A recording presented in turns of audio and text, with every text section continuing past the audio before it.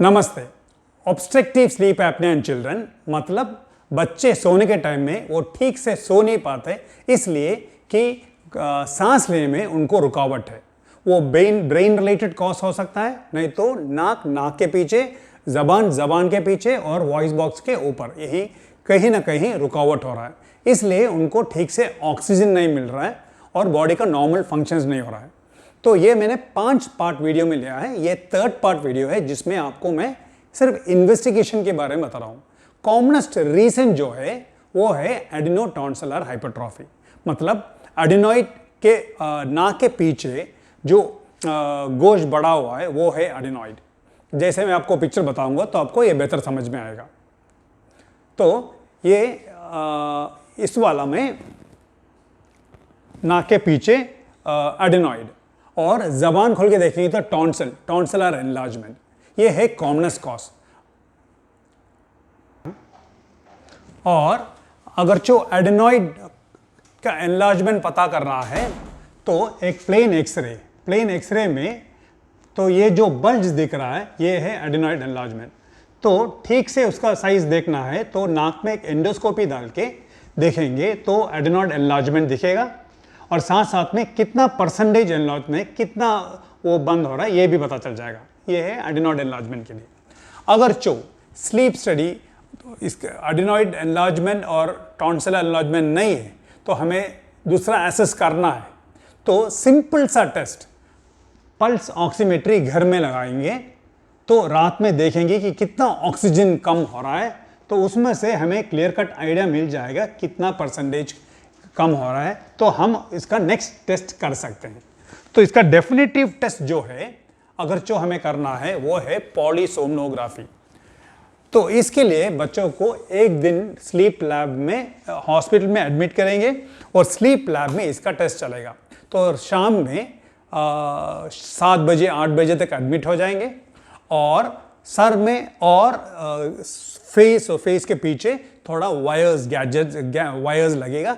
ये सब मिला के छोटा एक पेंसिल बॉक्स से थोड़ा बड़ा रहेगा, वो पेट के ऊपर बन के ये कंप्लीट गैजेट फिट कर देंगे और वो रूम प्लेसेंट रहेगा और बोलेंगे कि आप नॉर्मल स्लीप आप सो जाइए, सुबह तक जो भी रिपोर्ट आएगा उसमें से पता चल जाएगा। अगर जो रात में बच्चा उठ रहा है, टॉयलेट जाना है, रेस्ट रूम, कंफर्ट रूम जाना है तो नो प्रॉब्लम, तो मशीन वो सेपरेशन रिकॉर्ड कर लेगा, वो हमें पता चल जाता है। That is not an issue.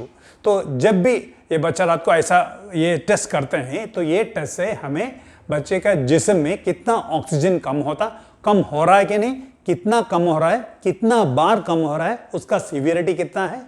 जैसे फर्स्ट पार्ट में बताया था एपनिया कितना है, हाइपोएपनिया कितना है, एपनिया हाइपोएपनिया इंडेक्स कितना है और स्लीप एपनिया का सीवियरिटी कितना है, हार्ट रेट कितना है, हार्ट इफेक्ट हुआ कि नहीं, इस कारण लंग्स कैसा काम कर रहा है, लंग्स इफेक्ट हुआ कि नहीं, ब्रेन में इसका इफेक्ट हुआ कि नहीं, इतना चीज़ हमें पॉलीसोमनोग्राफी में पता चल जाएगा। तो अभी next test drug induce sleep endoscopy, ये जो है ऑपरेशन थिएटर में करते हैं। बच्चे को एडमिट करके ऑपरेशन थिएटर ले जाके एनेस्थेटिस्ट जो है इतना दवा देगा कि जस्ट बच्चा सोने का स्टेज में पहुंच जाएगा। हम बच्चे को इंट्यूबेट नहीं करेंगे, सिर्फ सोने के नियर नॉर्मल स्लीप के स्टेज में पहुंचाएंगे और उसी टाइम में ईएनटी डॉक्टर मैं आके नाक में एंडोस्कोपी डाल के वॉइस बॉक्स के ऊपर तक देखूंगा ताकि ये नियर नेचुरल स्लीप में उसको कहाँ रुकावट है और जिस साइड में एक साइड में रुकावट है कि दो तीन साइड में रुकावट है और साथ साथ में कितना परसेंटेज रुकावट है, वो राउंड सर्कमफेरेंशियल है कि सिर्फ एंटीरियर पोस्टीरियर कोलैप्स है, ये सब पता चल जाएगा। इसका नेक्स्ट टेस्ट है मल्टीपल लेटेंसी टेस्ट। ये इतना कॉमन नहीं है, ये सिर्फ एक कंडीशन जो नार्कोलेप्सी बोल के कंडीशन है उसी कंडीशन में हम करते हैं, नॉर्मली नहीं करते हैं। और एमआरआई स्कैन में बहुत कम पेशेंट में ये किया है, ये इतना कॉमन नहीं है। तो अगर जो एडिनोटॉन्सिलर हाइपोट्रॉफी के बाद बच्चे को चेस्ट एक्सरे में कार्डियक एनलार्जमेंट है और ऐसा कुछ सिम्टम्स है जिसे हमें लग रहा है कि लंग्स और हार्ट ज़्यादा इन्वॉल्व है, तो हम एक पीडियाट्रिशियन के पास रेफ़र करके उसको हार्ट और लंग का इवैल्यूएशन करेंगे। इसलिए हमें ईसीजी और इकोकार्डियोग्राम चाहिए, पल्मोनरी फंक्शन टेस्ट चाहिए, चेस्ट एक्सरे चाहिए, साथ साथ में थायराइड फंक्शन टेस्ट चाहिए। कभी कभी क्या होता है कि स्लीप एपनिया का एक कॉज होता है कि सिर्फ पाँव हिलेगा, पीरियोडिक लिम्ब मूवमेंट, वो अपर पार्ट, अपर एयरवे नॉर्मली रहता है। तो पीरियोडिक लिम्ब मूवमेंट में भी स्लीप नॉर्मल नहीं रहता है। उसका दो कॉमन कॉज है, सीरम विटामिन बी लेवल कम होता है और ब्लड शुगर लेवल कम होना। तो साथ साथ में ये दोनों इन्वेस्टिगेशन भी करेंगे तो बेहतर है। तो एक बात मैं दोबारा दोहराना चाहता हूँ, एक है कि polysomnography that is the golden standard for diagnosis, that is the most important test, but it is not commonly done. सिर्फ एडिनोटॉन्सिल हाइपरट्रॉफी है तो एग्जामिनेशन से ही हमें पता चल जाएगा। हमें डाउट है और कुछ है तो कब कब पॉलीसोनोग्राफी करते हैं। अगर जो एडिनोटॉन्सिलेक्टमी करने के बाद भी बच्चे को सोने में प्रॉब्लम है, वो टाइम में हमें पॉलीसोनोग्राफी चाहिए। नहीं तो एडिनोटॉन्सिल हाइपरट्रॉफी नहीं है बट बच्चे को रात में नींद ठीक से नहीं मिल रहा है और हिलता रहता है, ऐसा है तो भी रीज़न देखने के लिए, कितना इफेक्ट हो रहा है देखने के लिए पॉलीसोनोग्राफी चाहिए।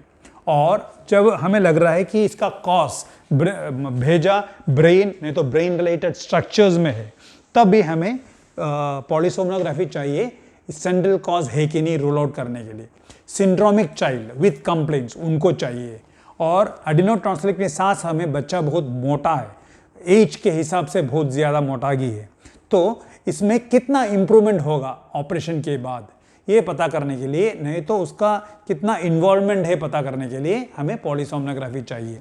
कभी कभी क्या होता है कि dental surgeon, maxillofacial surgeon, endodontist हमारे पास पेशेंट भेजते हैं कि उनको ऑर्थोडोंटिक सर्जरीज करना है, तो सर्जरी के पहले अपर एयरवे पेटेंसी ठीक से एयरवे है कि नहीं पता करना है, और बच्चे को स्नोरिंग भी है तो ये इवेलुएट करने के लिए भी हमें पॉलीसोनोग्राफी चाहिए।